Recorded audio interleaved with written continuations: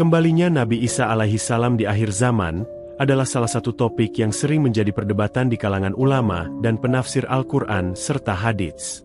Beberapa hadits menyebutkan secara eksplisit bahwa Nabi Isa alaihissalam akan kembali untuk menegakkan kebenaran dan keadilan sebelum datangnya hari kiamat. Namun, terdapat berbagai tafsir dan pandangan tentang bagaimana dan kapan hal ini akan terjadi. Video ini akan membahas pertentangan tafsir tentang kembalinya Nabi Isa alaihissalam, serta merujuk pada ayat-ayat Al-Quran dan hadits yang relevan. Al-Quran menyebutkan beberapa ayat yang diinterpretasikan oleh sebagian ulama sebagai indikasi kembalinya Nabi Isa alaihissalam. Salah satu ayat yang sering dikutip adalah Al-Quran Surat An-Nisa, ayat 157-158. Dan karena ucapan mereka, sesungguhnya kami telah membunuh Al-Masih, Isa putra Maryam, Rasul Allah, padahal mereka tidak membunuhnya dan tidak pula menyalibnya. Tetapi, yang mereka bunuh ialah orang yang diserupakan dengan Isa bagi mereka. Sesungguhnya orang-orang yang berselisih pendapat tentang pembunuhan Isa, benar-benar dalam keraguan-raguan tentang yang dibunuh itu. Mereka tidak mempunyai keyakinan tentang siapa yang dibunuh itu, kecuali mengikuti persangkaan belaka. Mereka tidak pula yakin bahwa yang mereka bunuh itu adalah Isa. Tetapi, yang sebenarnya, Allah telah mengangkat Isa kepadanya. Dan adalah Allah Maha Perkasa lagi Maha Bijaksana. Ayat ini dianggap oleh sebagian ulama sebagai bukti bahwa Nabi Isa alaihissalam tidak wafat di kayu salib, dan bahwa Allah Subhanahu wa Ta'ala telah mengangkatnya ke langit. Mereka meyakini bahwa Nabi Isa alaihissalam akan kembali ke dunia sebelum hari kiamat. Hadits-hadits syahih dari Bukhari dan Muslim memberikan penjelasan lebih lanjut tentang kembalinya Nabi Isa alaihissalam. Salah satu hadits yang sering dirujuk adalah, "Demi Allah yang jiwaku berada di tangannya, sesungguhnya telah dekat masanya Isa putra Maryam akan turun di tengah-tengah kamu. Dia akan menjadi hakim yang adil. Lalu dia mematahkan salib, membunuh babi, dan menghapuskan jizyah.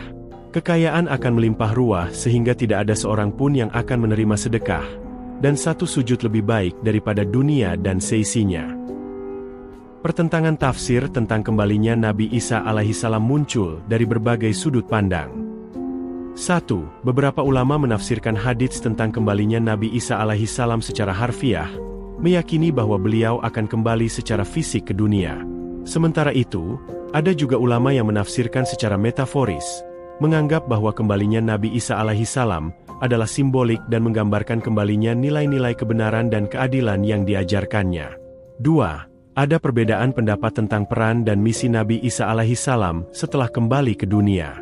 Beberapa ulama berpendapat bahwa beliau akan memimpin umat Islam dan menegakkan syariat Islam, sementara yang lain percaya bahwa beliau akan memperbaiki kondisi moral umat manusia secara umum. 3. Pertanyaan tentang kapan dan bagaimana kembalinya Nabi Isa alaihissalam juga menjadi perdebatan. Sebagian percaya bahwa kembalinya beliau akan terjadi sebelum munculnya Dajjal dan terjadinya perang besar, sementara yang lain memiliki pandangan yang berbeda mengenai urutan peristiwa ini. Islam mengajarkan pentingnya toleransi dan penghormatan terhadap perbedaan pendapat dalam masalah-masalah yang tidak bersifat prinsipil. Dalam menghadapi perbedaan tafsir tentang kembalinya Nabi Isa alaihissalam, umat Islam dianjurkan untuk merujuk pada Al-Quran dan hadits yang syahih, serta mempertimbangkan pandangan ulama yang memiliki landasan ilmiah yang kuat. Kembalinya Nabi Isa alaihissalam adalah salah satu topik yang kompleks dalam eskatologi Islam. Meskipun ada banyak hadits yang mendukung keyakinan ini, tafsir dan interpretasi tentang bagaimana dan kapan hal ini akan terjadi tetap beragam. Sebagai umat Islam, penting untuk selalu merujuk kepada Al-Quran dan hadits yang syahih, serta bersikap bijaksana dalam menghadapi perbedaan pendapat. Dengan pemahaman yang mendalam dan sikap yang terbuka, diharapkan perbedaan tafsir ini dapat dikelola dengan baik, sehingga tidak menimbulkan perpecahan di kalangan umat.